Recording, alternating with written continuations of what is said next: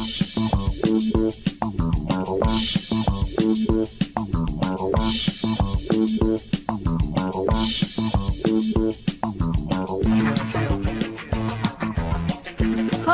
welcome to Inside the Moms Club, where being a mom is the coolest place to be.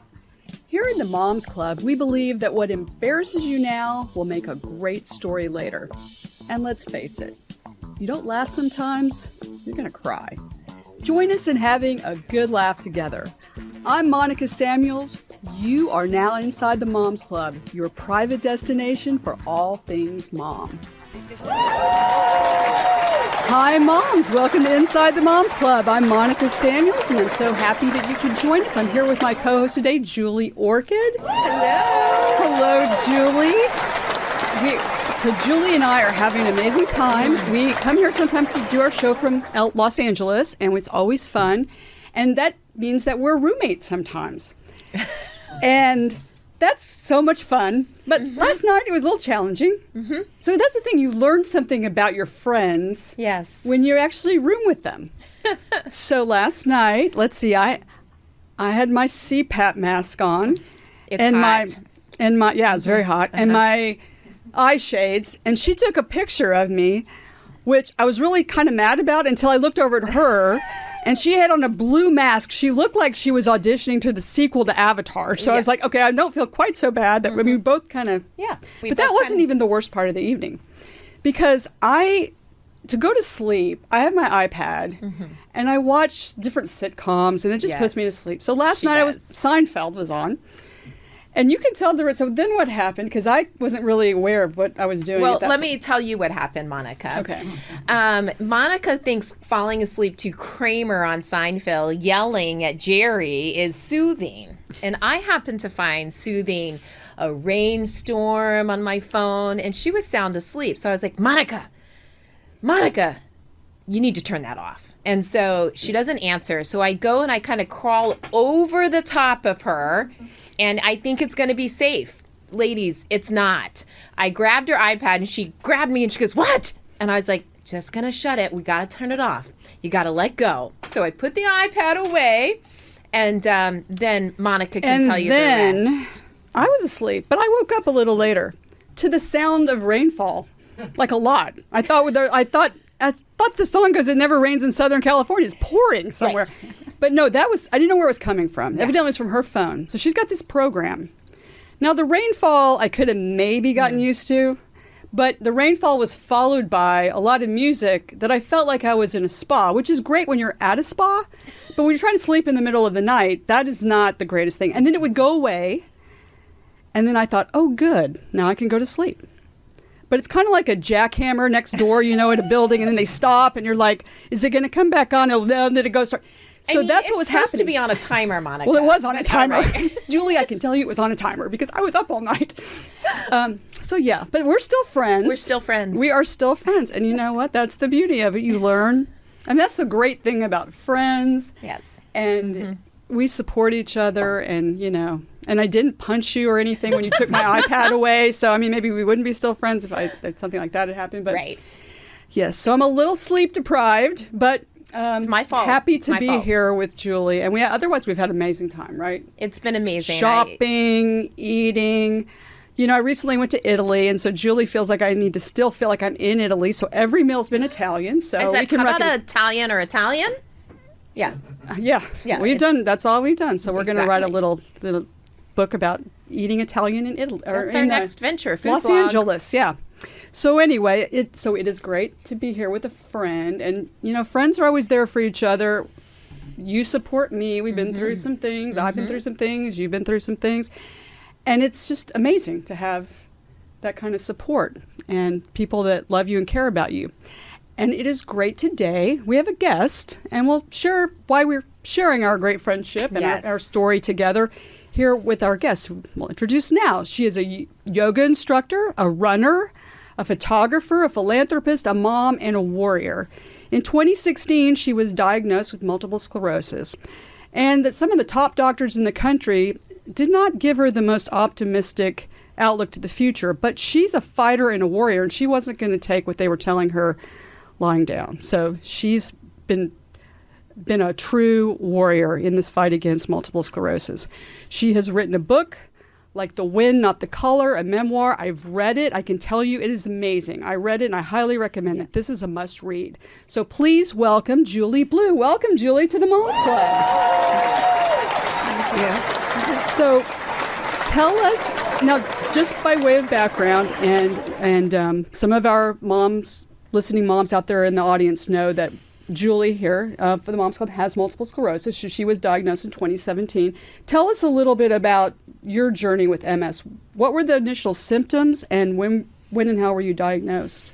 Well, I had actually gone in for a routine procedure, a colonoscopy, and when I came out, they couldn't wake me. And shortly after that, the symptoms started. I had dizzy spells.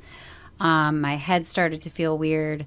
A week after the colonoscopy, I went running in the heat, and when I got back, my leg just stopped working, and my right leg just fell down. I kept going to the doctors, and they kept telling me I was okay. But as a yoga instructor, you're taught to, listen to your body, and my body was screaming, I'm not okay. So about a week after that, I went back to hot yoga, and then my left arm gave out. So I went back to the doctor, and he's like, your spine looks fine. I was like, well, my spine should look fine. I practice yoga every day, but what's wrong? And a few days after that, my whole left side went numb. So I took myself to the emergency room, and they CT scanned my brain and gave me Vicodin for the pain in my leg and told me to go get an MRI. So back to the doctor, long story, longer. They found some lesions in my MRI, and then I went to Mayo Clinic in Rochester to get the diagnosis. So that was September. It's actually 6 years next week that I was diagnosed. Wow. Now, you had quite a journey with the doctors. Share a little bit about what that was like, because many of us I recently had a kind of a health scare and had so many MRIs and ultrasounds and everything else imaginable. And you just don't even know who to trust, even though they're professionals. Like what I liked in your book is you said if all doctors knew what they were talking about, we would all be cured. That's supposed 100%. To be their thing. So what was that like? Well, my internist, he just, he kept telling me I was fine, and I kept telling him I'm not fine. That, if you seen my pictures or know my story, I can balance and stand on my hands and do all these crazy things, but he was telling me I was okay. I'm like, well, I can't hold my right leg up. I'm not okay.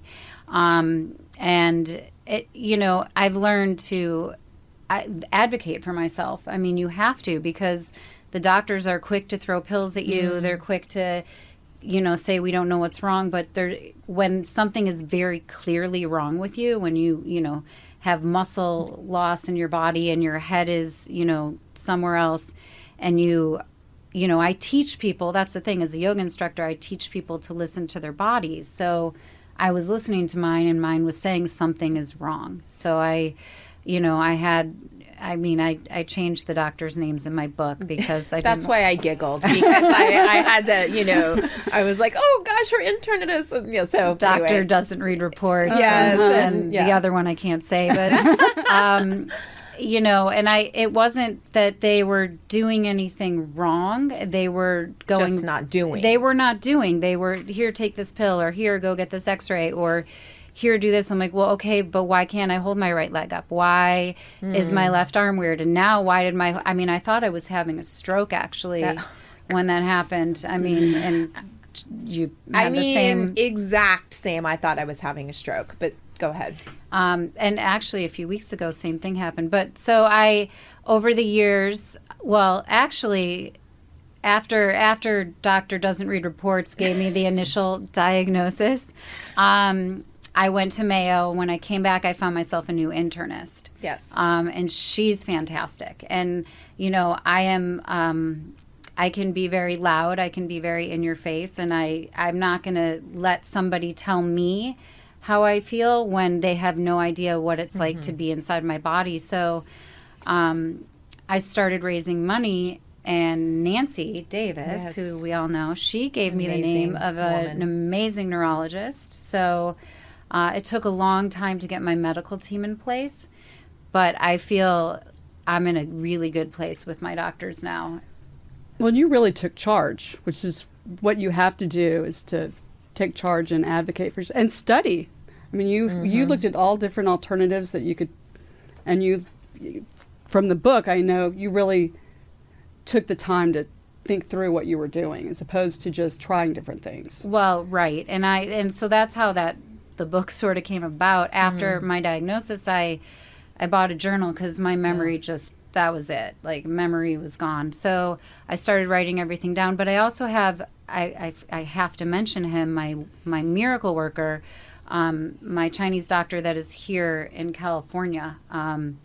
He practices alternative medicine and acupuncture, and he was really the one that helped me the most, I believe. The neurologists can only do so much. They can prescribe the drugs, and, they can look at your head every year or however often you need to. But it was really, and I'll say his name because he deserves all the credit, Dr. Nee.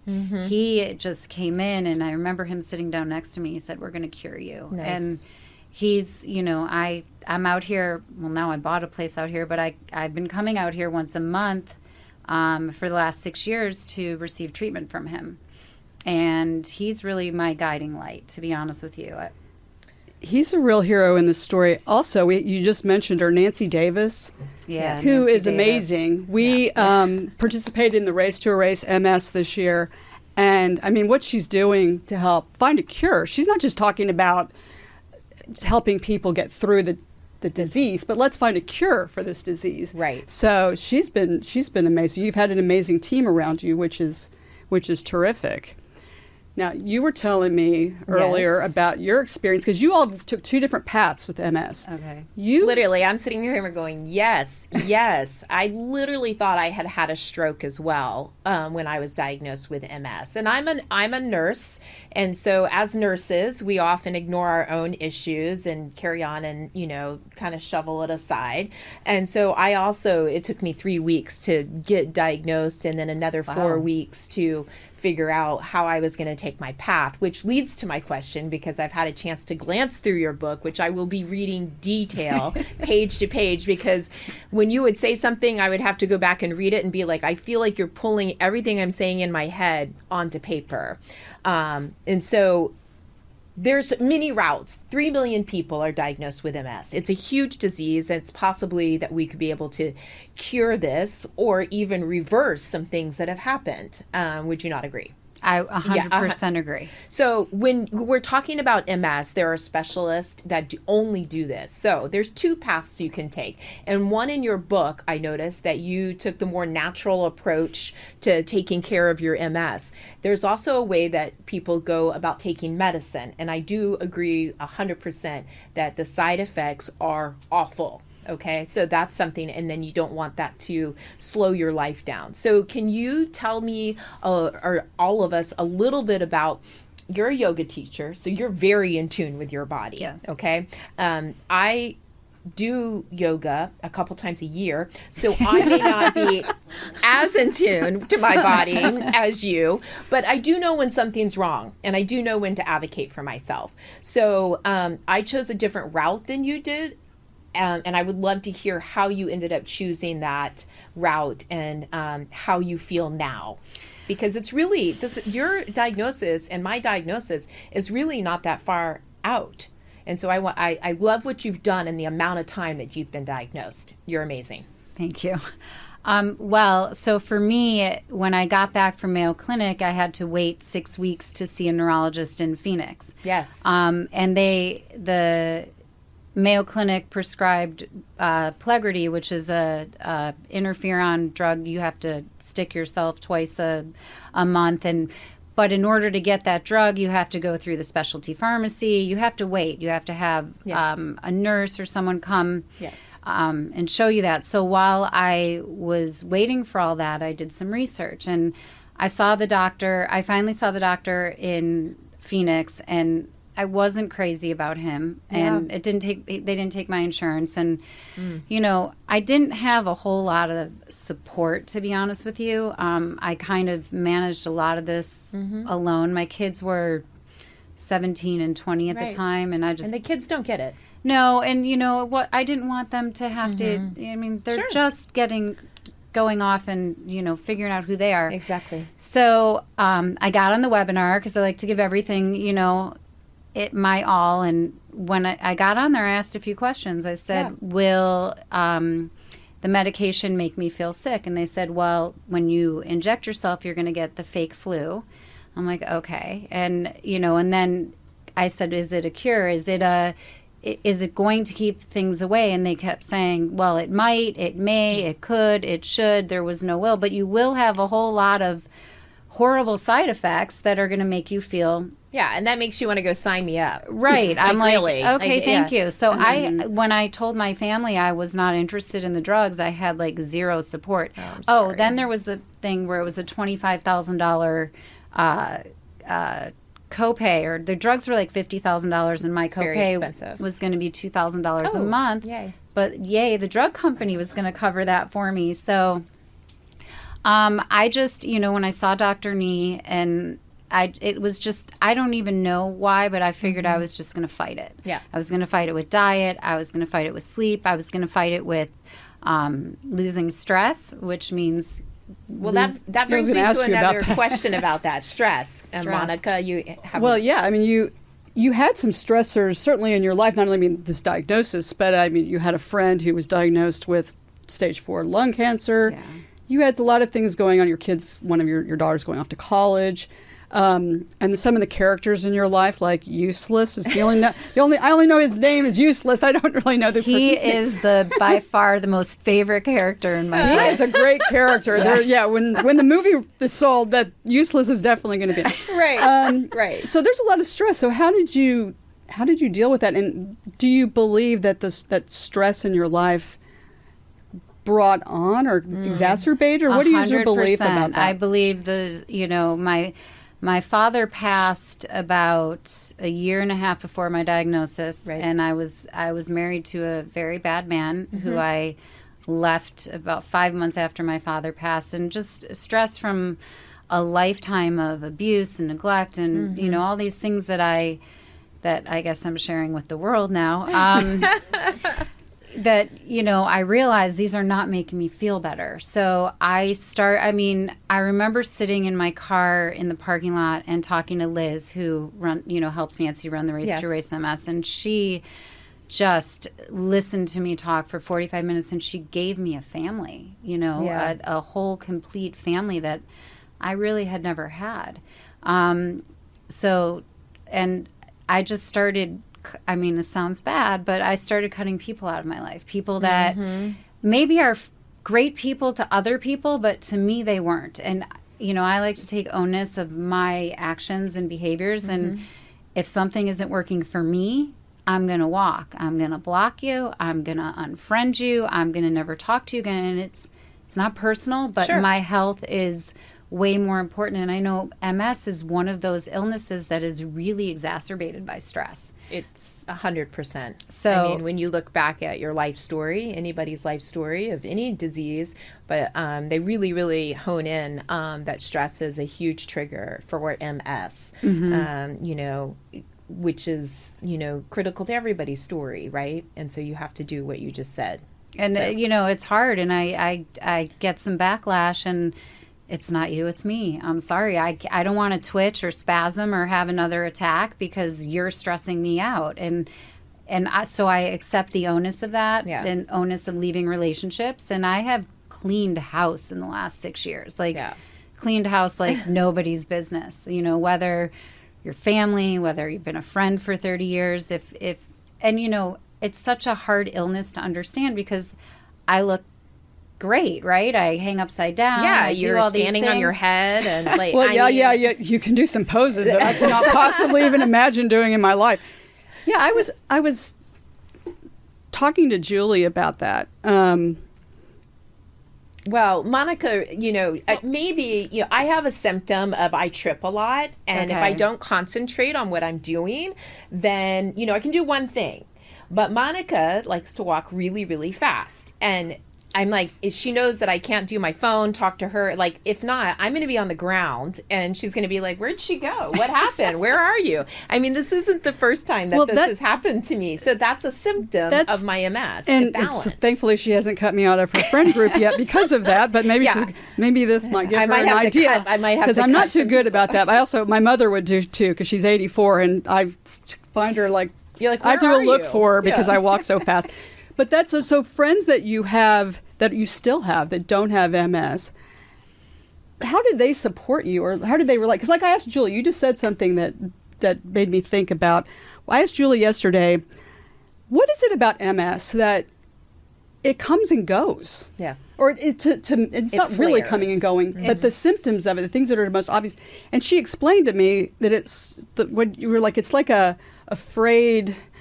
Tell me share what you told me yesterday. I don't know the exact. I was probably something I can't say here, but I can tell you that, I can say, I was just saying that basically, like, it's fraying off and it's not getting the message. Like, the cable is slightly broken. It's like when you plug in that cable on your car and you're like, sometimes it charges, sometimes it works. Sometimes it doesn't charge. Right. And that's exactly what's happening. And that's a good way to explain it to somebody like me that doesn't have MS, but like wonders, that just it's an odd disease in that you could be in remission for 5 years and then all of a sudden you can't walk, you can't see or whatever. So that helped me understand. And so for someone like me who would be a friend but doesn't have it, how are those friends? How have they been in your life? Did they all get cut out, or do you have some that I have stayed? some left. And what kept them in your life? What was it about them that kept them a willingness to try to understand, even though it's so hard to understand something you cannot see.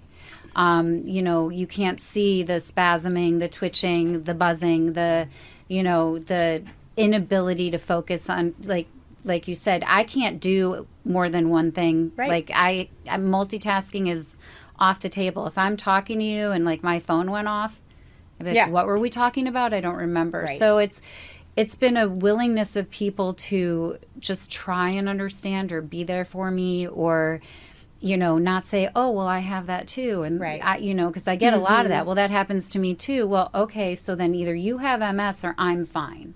So it's hard because it is so, and it's extremely invisible on me. Exactly. You can't see it. And so it's difficult for people to understand. It really is. So, and when you tell them you have memory loss, well, I have memory loss too. Well, it's not the same. It's, the twitching, waking up in the middle of the night and my legs locking up and trying to find my Theragun. That's a plug. Yeah. They are great. Actually. They are, right? But, it just, people that are willing. Right. And not ones, I have people attack me too. That's a really good statement. People that are willing. People that are Love willing. that. Yeah. Yeah. No, that's great.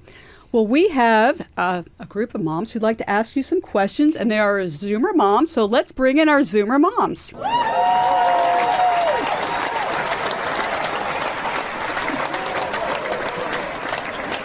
Welcome, ladies.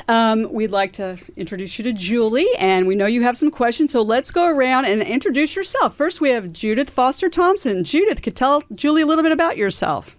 Hi, Julie. It's really nice to meet you.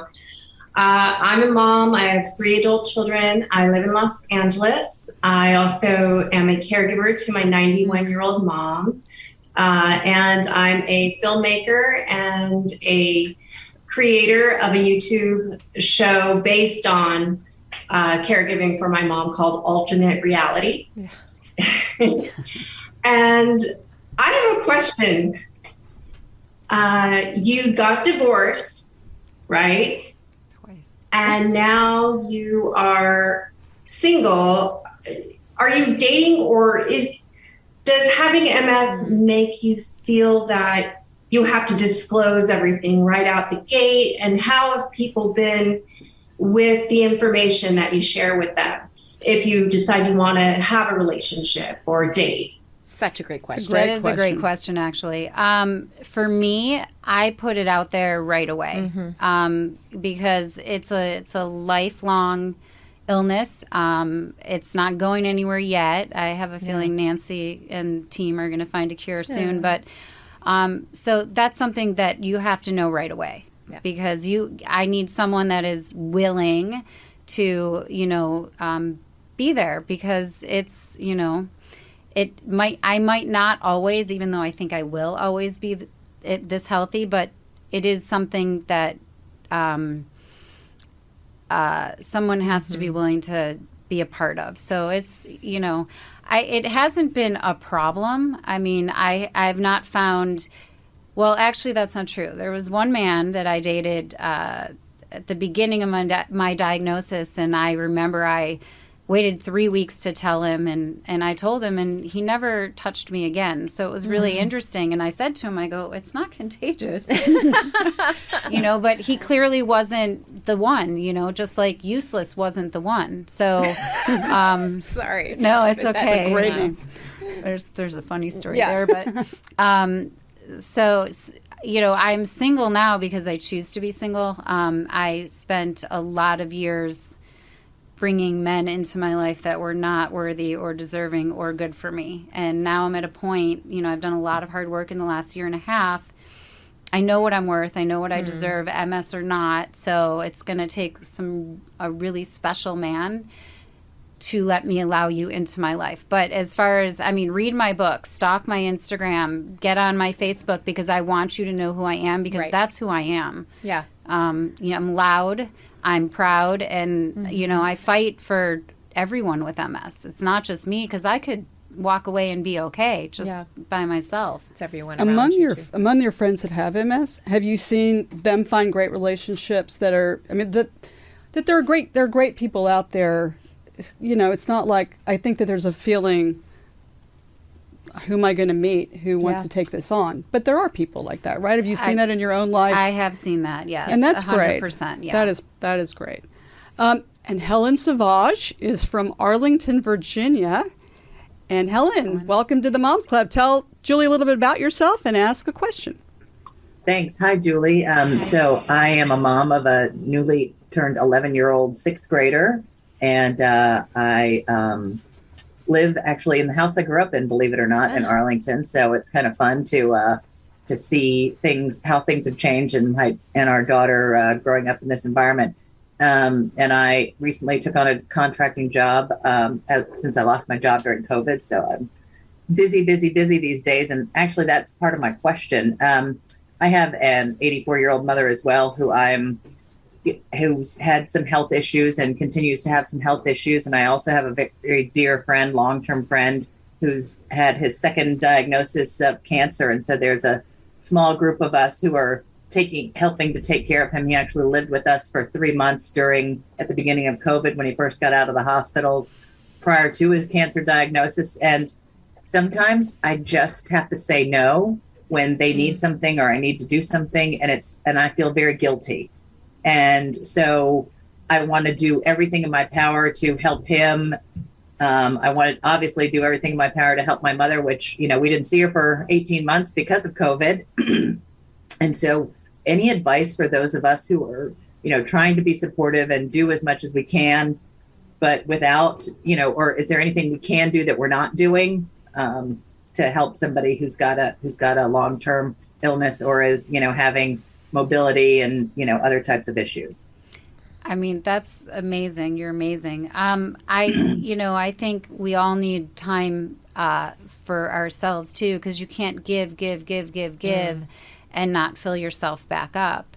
And it's hard caring for somebody that's ill, 100%. And, you just have to find your peace somehow, some way, so you can be more effective in helping the people that you're caring for. I think that's, what I have found is I have honored myself more than I've ever honored myself in my entire life.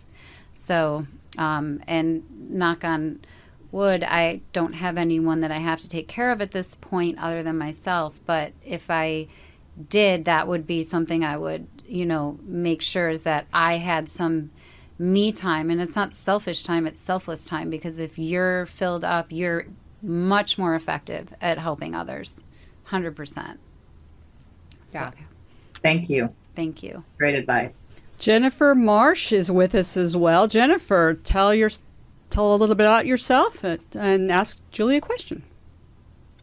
Julie, hi. So nice to meet you. I live in Austin, Texas. I have a son who's in high school and a daughter who's in college. And actually, it's funny. I have a lot of friends who've had children who've had lifelong diagnoses of autism and other difficulties, and you get very difficult childhood cancer. And one of the things I think that you're doing that so many people who I know have had to do is advocate for different doctors, better treatments, different treatments than the first doctor recommended, a third and a fourth diagnoses. And they're having to make these things on tricky timelines. And then there's, of course, the insurance that you're fighting for.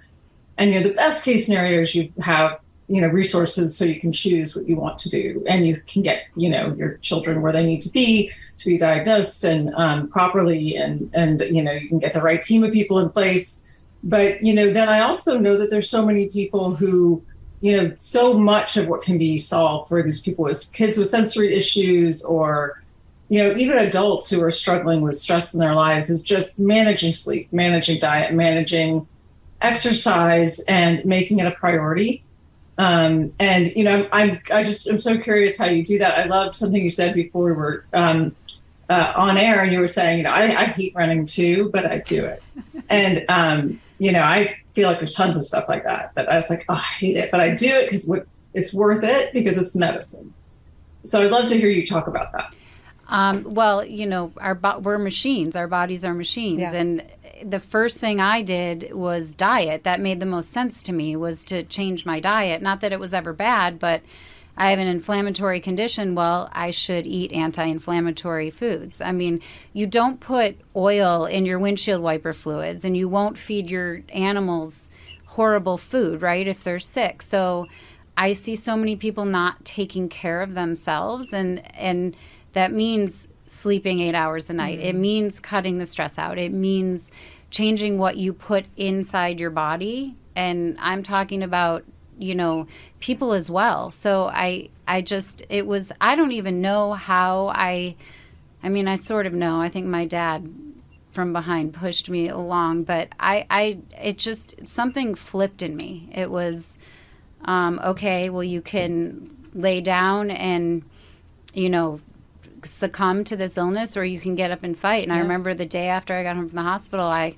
put on my running shoes. And after 8 days of being, attacked and harassed at Mayo Clinic, I could barely walk down the stairs. Yeah. So it's just, I live kind of like a Groundhog Day existence. I make sure I get enough sleep. I make sure I eat the right foods. I make sure I surround myself with the people that fill me up and not drag me down. So it's just listening to your body and honoring, who you are and what you are. I mean, I don't want to say it makes me angry, but, I see people that really treat themselves poorly, and then they wonder why they're sick.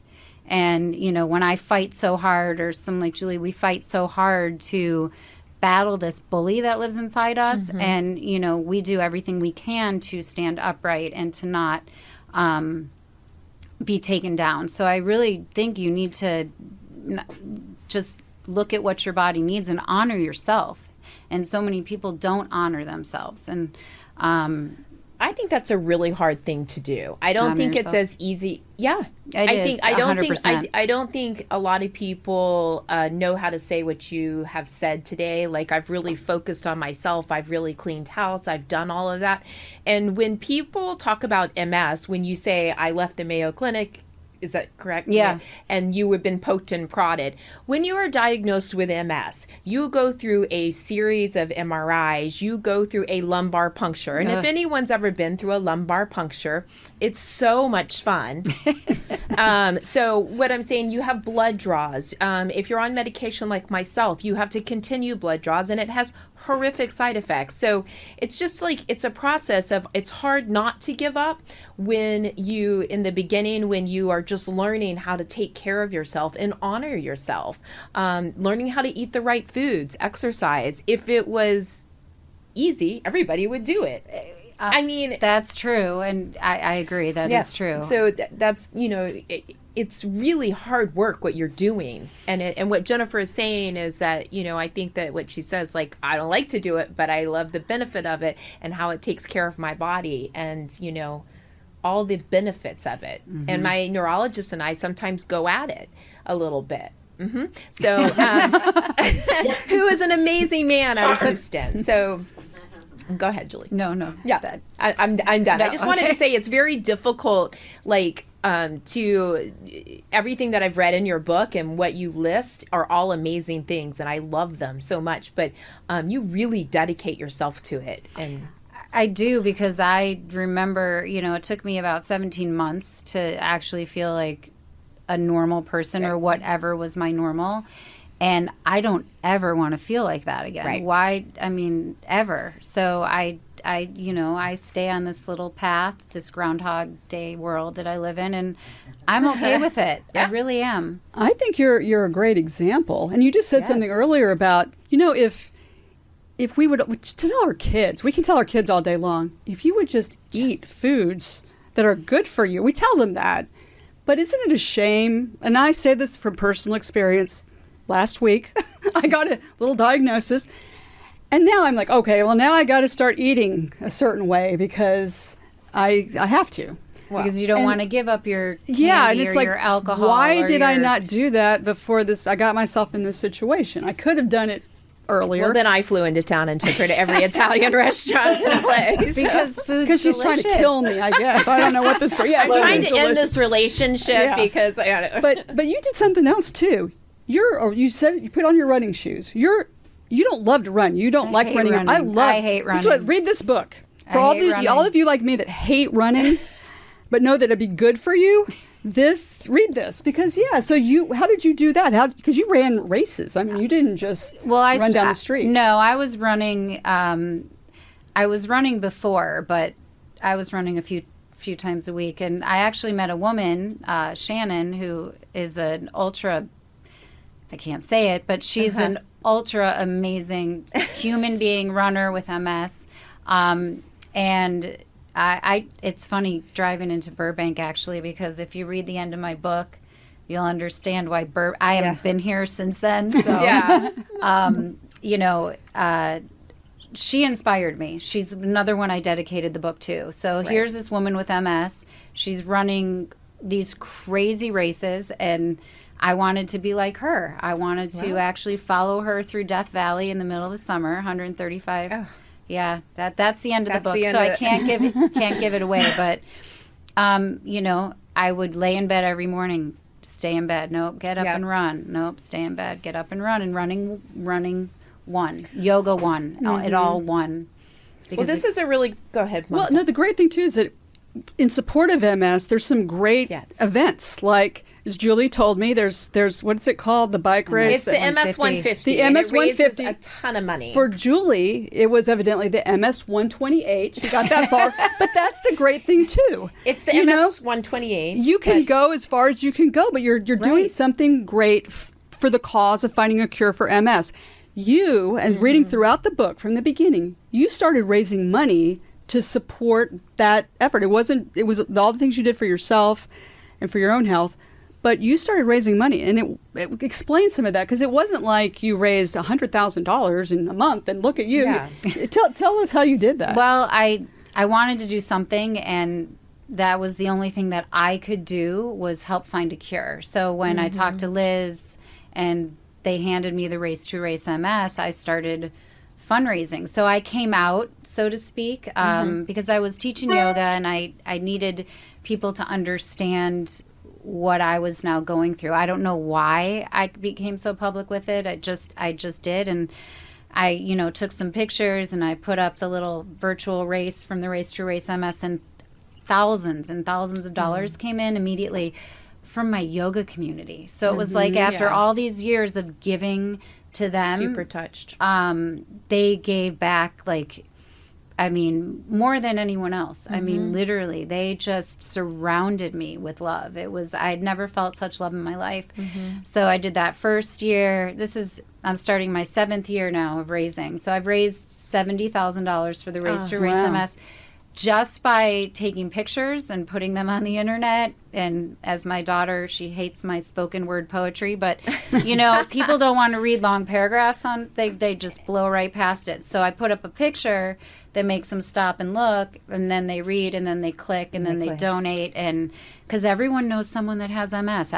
I was astounded by how many people reached out to me. Well, my cousin has it, my brother has it, my uncle has it, my nephew has it, and I was like, okay, I just need to figure out what it means for me, but I want to help cure these 3 million people. And now, every time someone that I know that finds someone that has MS, I talk to them on the phone. So we speak on the phone, and I share what I'm doing. I mean, it's not medical advice because I'm not a doctor, but everything I'm doing is natural.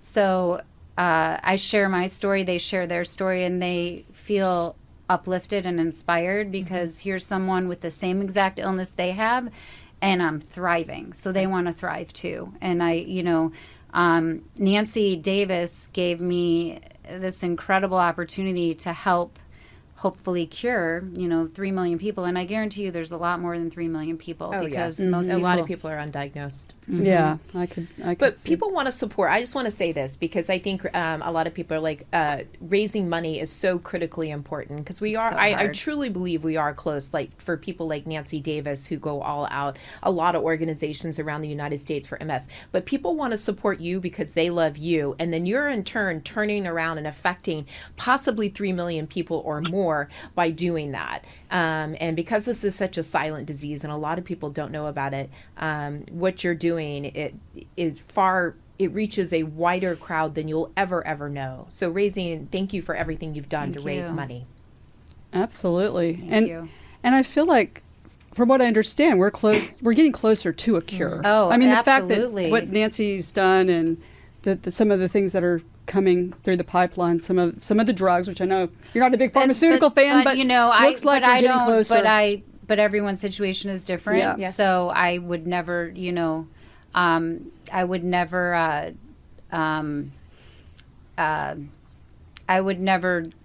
tell someone they shouldn't be on medication because most people are on medication. Right.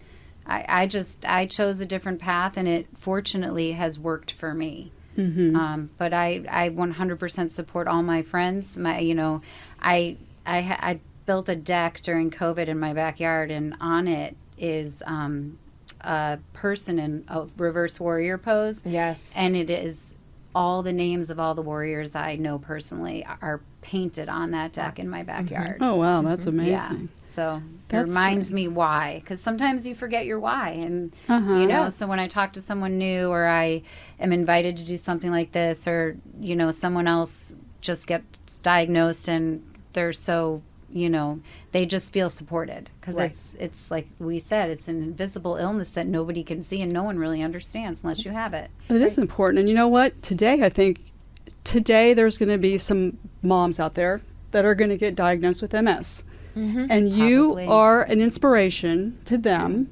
And both of you ladies, the two Julies. Not everyone named Julie has MS. No. Yeah. If your name's Julie, don't think that. But yeah, you are an inspiration, and that's what happens, and that's really why we're talking about this and doing this show today. You just never know. Your life is going along one day, and then one day something happens. You might have a disease that suddenly can affect the rest of your life in some way, or it could end your life, or someone that you're close to and you love, and so that changes exactly how you're dealing with everything, going forward. So we really appreciate you telling your story again. Read this book. You will love it. You will love it. I mean, we all wish that we could have a book with that cover. Let's just see that one more time. That's amazing. Well, the cover and I was actually shocked they let me use that picture. What prompted you to? What pose is that? I have two sons, and I'm not sure I could have done this picture. Well, it's funny because I gave my son a hardcover and took the thing off. He was the only one I did not want looking at that book. I'm actually not completely naked. I have my Uggs on. Yeah. I was actually doing a boudoir shoot for someone I was dating at the time. And I was like, paint me, So it it was coming up on my next campaign. I always start campaigning in September because that's the anniversary of my diagnosis. And so she painted me April Bennett, Soul's Image. She painted down my body, and that picture was just it says it all. It really says it all. And I had just come off a training, so I looked pretty good in that picture. I'm not going to lie. Yeah. No, you look great. And you know what? In the bookstore, like, if you're walking by a bookstore and you see that cover, you're going to pick it up, right? Are you not going to pick it up? You're going to pick it up. Oh, yeah, absolutely. 100%. I mean, yeah. I can tell you if I write a book and I take a picture like this, it's not going to look anything like this. People might still pick it up, though. That's right. That's right, People Jennifer. might pick it up, but they're not. can't see anything. They'll be like, "What is this? Oh, that's a woman. Oh, sorry." But this is great. Well, thank you so much again. And where can we find you on social media and donate to a great cause? I'm actually just finished my fundraising page, which will be up next week. Julie Blue, like the wind, not the color. Om Shanti 3, FUMS Inc. on Instagram. I have 2 pages. And then Facebook, LinkedIn, anywhere. I'm not a big Twittery person, but I've managed to, raise all this money on Facebook and Instagram, really, to be honest with you. So that's Julie, amazing. send me a friend request. Thank you so much. You. And thank you so much to our sponsor, Good Company. I'm going to put a big shout out to Good Company because Good Company, when Inside the Moms Club came to support the Race to Race MS, they helped donate to the cause. They are amazing. They're a thoughtfully curated clothing and jewelry company, and they support established and emerging designers. They have 3 locations in Austin. And Julie and I love their clothes and love going there. And whenever you're in Austin, please go there. And if you can't go there, check them out at goodcompany.shop. And you can find us on Instagram at Inside the Moms Club. We're doing a lot of fun things on there, and we want fun moms to DM us, send us pictures, stories, fun things that you'd like to share, and we'll share them on our Instagram page. Well, as always, time has passed, and we're sorry that we have to go. But we'll be back next time with more celebrities and extraordinary moms just like you. We know your me time is precious and valuable. Thank you so much for spending it with us. We have an Inside the Moms Club motto. If you don't laugh sometimes, you're going to cry. So That's don't right. laugh, lady. I mean, don't cry. right. Sorry, laugh. Definitely laugh. I think both are great. Exactly. We'll see you next time Inside the Moms Club.